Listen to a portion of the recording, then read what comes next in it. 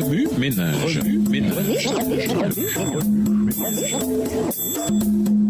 Bienvenue dans votre émission. Remue ménage. Nous voilà au mardi 1er mars. Braver le péché par la grâce. Lisons Matthieu 23, le verset 13. Matthieu 23, verset 13. Malheur à vous, scribes et pharisiens, hypocrites, parce que vous fermez aux hommes le royaume des cieux. Vous n'y entrez pas vous-même et vous n'y laissez pas entrer ceux qui veulent entrer. Comme nous sommes tous nés dans le péché, Romains 5, verset 12, nous ne pouvons obtenir la victoire sur le péché qu'en naissant de nouveau. Oui, je te le déclare, c'est la vérité. Personne ne peut voir le royaume de Dieu s'il ne naît pas de nouveau. Jean 3, le verset 3.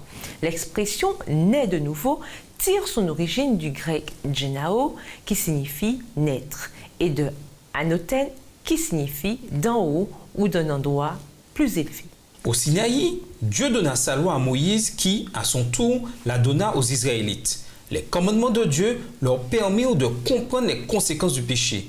De là, nous contemplons le cours des événements menant à la croix, de même que les grandes vérités spirituelles que nous recevons par la grâce. C'est par la grâce que nous pouvons briser les pièges et les habitudes destructrices du monde qui nous éloignent de Dieu et de la Nouvelle Jérusalem.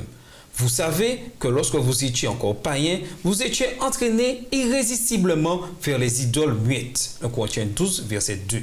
Satan s'active jour et nuit pour empêcher le peuple de Dieu d'entrer dans le royaume, exactement comme au jour de Jésus, où il agissait par le biais des scribes et des pharisiens. Malheur à vous, maîtres de la loi et pharisiens hypocrites. Vous fermez la porte du royaume des cieux devant les hommes, vous n'y entrez pas vous-même et vous ne laissez pas entrer ceux qui le désirent. Matthieu 23, le verset 13. Paul nous explique ces choses afin qu'aujourd'hui nous puissions nous aussi entrer dans le royaume de Dieu. Le péché est entré dans le monde à cause d'un seul homme, Adam, et le péché a amené la mort. Romains 5, verset 12.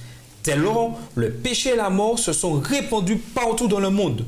Paul prend également soin de nous rappeler qu'en dépit de l'emprise du péché et de la mort, nous ne devons pas nous décourager. La grâce de Dieu est bien plus grande et le don qu'il a accordé gratuitement à beaucoup par un seul homme, Jésus-Christ, est bien plus important.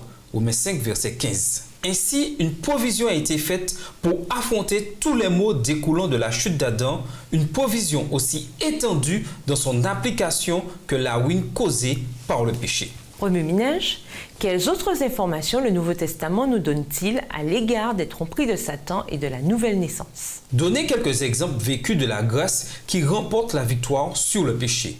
Au revoir. Et à demain si Dieu veut. Remue ménage.